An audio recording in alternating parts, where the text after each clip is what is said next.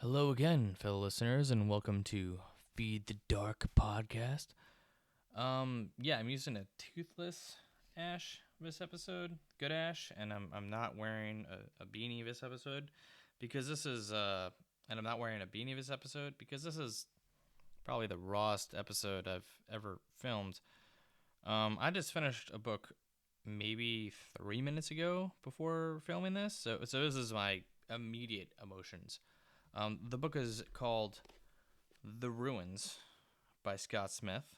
It is a national bestseller, so it is pretty well known. It was made into a film in 2008 that I've been told to avoid, so maybe one day I'll budge and I'll check it out.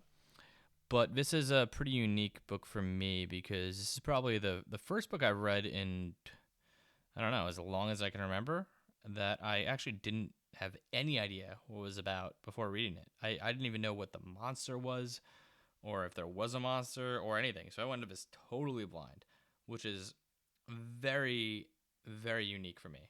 I usually at least know the premise of a book before I start it. So it was, it was pretty captivating for that reason alone. It was pretty captivating for that reason alone, especially because it took about a couple hundred pages before I really got into what the monster was.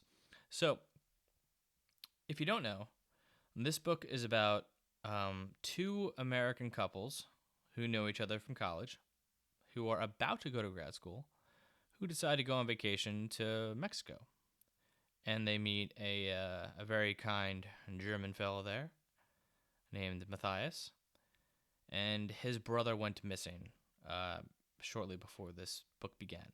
And before that happened, he got into a fight with his brother because his brother wanted to go to the ruins with a woman he just met.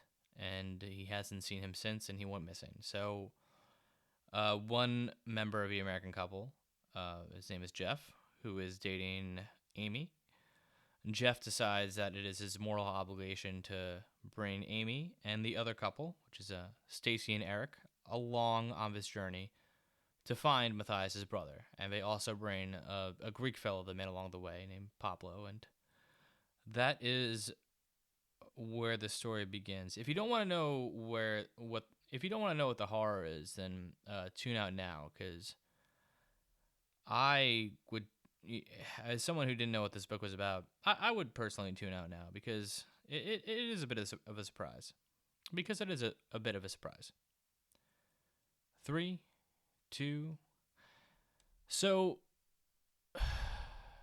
fucking countdowns. Yeah, 3, 2, 1. Okay, so they end up going to the ruins, which is pretty much this very small, isolated area that is a hill. It's barely even ruins. It's just a hill that they get trapped on. But everyone along the way tells them, like, oh, don't go, don't go. Like, they take buses there, and the bus driver is like, do not go to this place.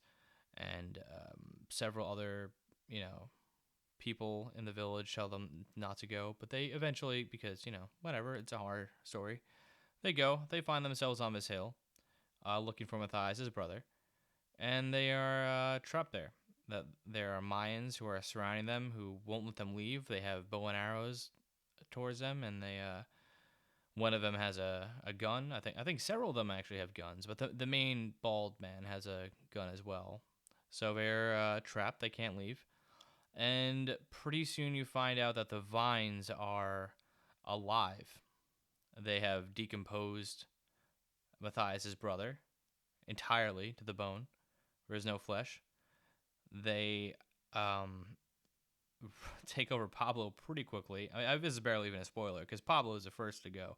Not that he's the first to die, but they eat the flesh of his legs within the first like 150 pages or so. And it kind of gets really, really fucking brutal from there. This is a very brutal story. It might be one of the goriest stories that I've read recently. Oh, okay. Other than Zoller, well, if this airs before Zoller, you'll find out soon. if this airs after my Zelda episode, you've already found out. But this is a very gory story. Personally, it didn't really scare me, but everyone's a bit different. I personally get a bit more terrified by paranormal stories. I know there are others who get scared by this. I mean, Stephen King was scared by this, and it has a very high rating on Amazon and Goodreads and all that stuff. I was captivated by it. I do have some problems though. Maybe this is due to the fact that I wasn't aware of what the story was about, but I'll get into that in a minute. But first, the positives. The positives are that the characters felt like real characters. Each of them felt like actual people. Jeff felt like a grown Boy Scout who at first was you know leading the group and telling them what to do, and then quickly became realistically frustrated with everyone, which I thought was brilliant. The fact that he became very short with everyone instead of just like keeping up his like I am a leader kind of facade. He was just like, "What the fuck is anyone doing anything?" And then he quickly became the angrier member of the group, and I thought that was very smart. And his girlfriend Amy was she was smart, but she was a bit more. She was less so of a doer than Jeff, and she messed up a little bit. But she also felt like a real person. Stacy was way ditzier than anyone, but ditzy in a way where she didn't feel like she was a dumb person. Just ditzy in a way where she felt like a real human with emotions, who just didn't know how to react in life-threatening situations, and that was really great. And her boyfriend Eric just felt like, just like a normal, pretty much a normal dude. Like he wasn't like strong or he wasn't weak. He was just like how any normal guy would react when there are flesh-eating vines, just taking over everyone. He was pretty much how I would react in this situation. Just like pretty afraid, and not a leader, but not a follower, just kind of in the middle. Like fuck, like that would, admittedly, that would probably be me. I related a lot to Eric. Also, he was training to be a teacher, so that's probably why as well. I appreciated his love of the English language, so that was nice. And also, I almost forgot to mention Matthias. Matthias was actually the true leader. They kind of built up Jeff to be, the American hero in a way, but it really ended up not that Matthias was a hero, but he was by far the strongest. Like when Jeff was losing his shit, like fuck you, why he would literally like curse at everyone and be like, why the fuck are you drinking the water? Why are you eating too much food? Matthias was the one who would lay back and try and like solve the problems as the German guy, and there was a scene where they joked around and called him a Nazi, but he was really actually the stronger character. I like that a lot.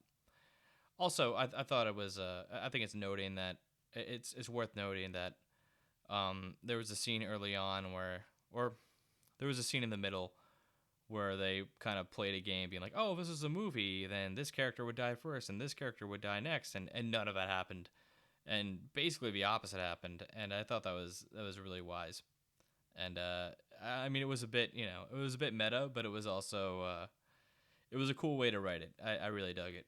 But it was once again, if you're afraid of this stuff, this is right up your alley. But for me, it was a bit too straightforward in its brutality. Like, just based on the premise, like, what do you think would happen? Do you think everyone would either be eaten by the vines and suffocated by the vines and dissolved through their, have their flesh dissolved, or be shot with arrows through the Mayans? Because if that's what you thought in the first 100 pages, guess what?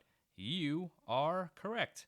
That's basically what happens. Just everyone gets eaten by the ruins. And while that was cool, and I love downers and horror, especially brutal horror like this, I was hoping for a little bit more. Maybe it's because I didn't really know the premise, and I was expecting more either monsters to come out from this ruin area or the vines, especially because early on they explained it like, oh, it was like a snake slithering. I was like, oh, cool, there's going to be other shit happening. But no, it was really just vines. Maybe maybe I was expecting the Mayans that were surrounding the area the entire time, like from page 100 all the way through like 400 something, who were pointing their arrows and their guns at them to come into play a little bit, or for them to get somehow affected by the situation. But that never happened. Um, I don't know. I mean, I once again, I did like it. I feel like I'm shit talking it too much. It was good. I just probably because of the praise and because of my lack of knowledge, I kind of expected for the plot to go more in a direction that wasn't just all these characters die. I was hoping it would expand a little bit beyond that. Like all the characters are very well realized, and I respected that. And the deaths were very well written, and the character drama was very well written. All the fights were well written, and something that I forgot to mention is that the vines had a psychological horror aspect of them, which was actually my favorite part of the book by far. Um, the vines would imitate previous victims. Like there were victims before them that at some point were laughing, and the vines would imitate the laughter. So it would just be laughing within, laughter surrounding, but like horrifying, just dying laughter. Or if two characters were to fight, they would constantly repeat a phrase. For instance, the character Amy was at one point expressing how she's like, "Oh, it's not my fault that we're here, Jeff. It's your fault," and it was Jeff's fault. Jeff is the one who decided to find, to help find Matthias's brother, by the way, who was dead upon arrival, and she kept saying it wasn't. She's like, "Fuck you! It's not my fault. It's not my fault." And Jeff was like, "No, it is your fault because you're the one who stepped into the vine." And then earlier on, Amy was saying to herself that it was her fault, and the vines kept repeating louder and louder, "It's my fault. It's my fault," in her voice, and I thought that was very creepy. And it would make things up as well. For instance, it fooled Eric into thinking that Stacy slept with the German man Matthias because it would mix up phrases in a way where it would seem like that. And this was after they already established that it was just repeating what they've already said. It was very smart. I enjoyed the psychological aspect to it. But past that, I thought the gore was pretty much the main focus, which is, cool. I love gore. I have a Freddy here. I have a Jason here. I have a Halloween behind me. I love gore.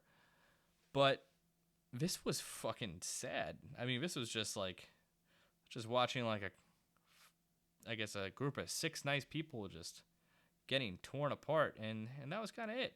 I don't know. For me, I'd say it was a 6.5 to 7. It was probably a 6.5. It was a really intense read, and it gave me heartburn. And once again, if you enjoy this type of horror, this would probably be a 10 to you. So, I mean, Amazon gave it great ratings. Goodreads gave it great ratings. It's a national bestseller. So if this is your thing, you're going to love it because it's really well written.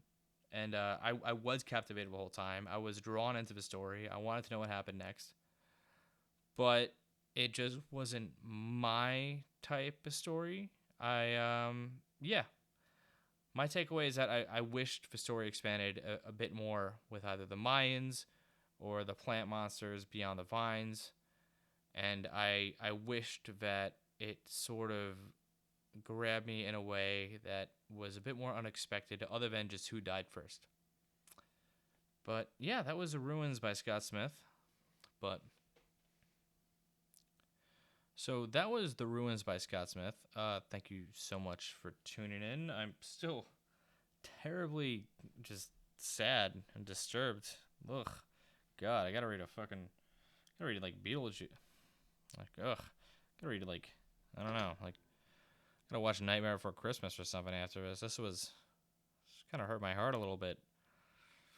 Alright, well, yeah, 6.5, The Ruins. Sorry, I really tried to love it, Scott Smith. I really tried. I read it in a couple of days. I was invested, but I don't know. Not as much for me as other people. Still really enjoyed it. Check it out if gore horror is your thing. Peace out. Thank you again so much for tuning in to Feed the Dark. Thank you so much again for tuning in to Feed the Dark podcast. You could find me on YouTube and at the time recording, eventually Libsyn and Spotify and Apple Music. Thank you so much for tuning in again. Appreciate it. Please subscribe. Bye.